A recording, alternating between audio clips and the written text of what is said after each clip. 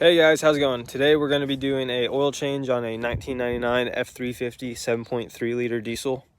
It's going to be a synthetic oil change, and we're going to save about 120 bucks today for about 20 minutes of work. So let me show you what we got here.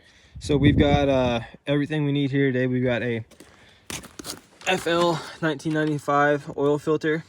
I use Motorcraft because it's 10 bucks and it's the recommended thing to use. We've got 4 gallons of 5W40, and this is synthetic oil, so you get longer lifespan and a little bit better, a little less wear on your engine like that. We're going to need a socket set with a 3/4 inch socket and a screwdriver and a hammer to get the oil filter out and drained without making a mess.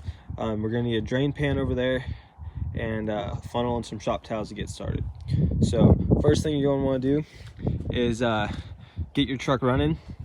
I've already had it running here for a little bit, and go ahead and remove the engine oil cap, and this is gonna allow your oil to drain a little bit faster. Set it off to the side.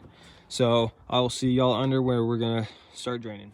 Okay guys, so here we've got our oil filter and our oil drain pan for the engine, and then don't get this mixed up with the transmission pan, which is right behind it. So we're gonna go ahead and take this nut off right here and let it drain out.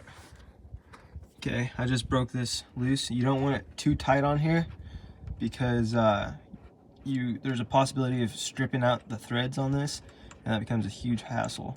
If you've got your pan here, you want to make sure you have a 16 quart or bigger, because this truck takes 15 quarts and you don't want to get halfway through and start overfilling. So we're gonna let it drop like that. Pull our nut off, stick it on the high side. And so for our next trick, we're gonna take that screwdriver and poke a hole in the bottom right here, and allow this oil to drain out, which is gonna make it easier to get the filter off, and it's not gonna spill on us whenever we drop it. So I'm gonna go ahead and do that. Alrighty, we got a nice little hole in the bottom right here, and a steady stream coming out of the oil pan. So we're just gonna hang out here for a minute and let these drain out, and then we'll go ahead and pull this filter off. Alright guys, so I went ahead and pulled that filter off. I usually hand tighten them whenever I put them on there, so I can just loosen them to get them off. But if you get it to the point where it's too tight on there, you can take this screwdriver and poke a hole in the side of it and use that to get some leverage to twist it off. So this is about done draining. We're gonna go ahead and put that bolt back in, and then we're gonna go ahead and fill up our new oil filter and put it in. All right, sweet. So we've got the oil filter. I opened the box upside down so we can kind of set it in here like this, and we're gonna go ahead and fill this up with oil. Keep in mind as you're filling this up that you can fill it up to the top and then let it sit and soak in, and probably do this about 2 or 3 times. That way we get the oil filter as full as we can, so the engine has oil whenever it goes to start. The other thing that we're going to do is we're going to take a little bit of oil and put it around this ring on the edge here. So we're just going to take a little dip in there and run it all the way around this edge. Then that way it's going to make it a lot easier to get it off whenever we do the next oil change.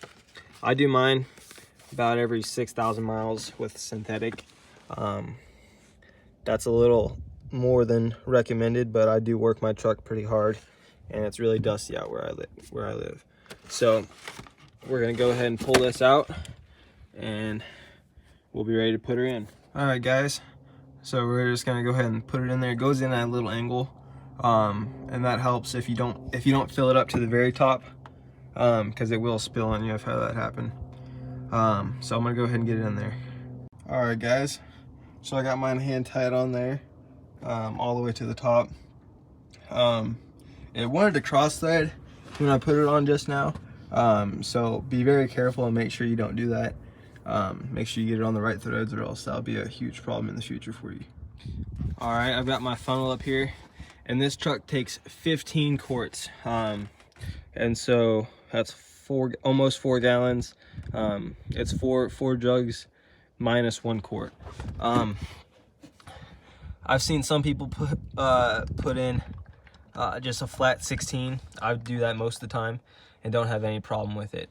But this truck is rated from the factory at 15 quarts.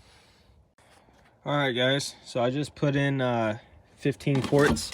I've got just about a quart left in this deal, and what we're gonna do is we're gonna take this funnel out, and we're gonna put the oil cap back on and start her up and let her idle for a minute, and then check the oil and put a little more in if it needs it. All right, guys, now we're gonna check the oil. I let it run for just a minute, and looking on there, it's not one to focus for you guys, but it is directly in the middle of the hash, and I had just wiped it off before I started. But that is exactly what you're looking for there, and if that's it, we are about done on the oil change itself. Well, if you made it this far, guys, I appreciate it for watching. There's going to be a link down in the description below to the everything that I used today to do the oil change on Amazon. I got it for about $95 free shipping. Whereas if you're going to go to the auto parts store, that's about 120 bucks. And if you're going to have someone else do it, I called around whenever I first got this truck, and it was like 250 bucks to get a synthetic oil change. Absolutely ridiculous. Other than that, I hope y'all enjoyed the video. If you did, leave a like, comment, maybe subscribe, maybe not. Either way, have a great day.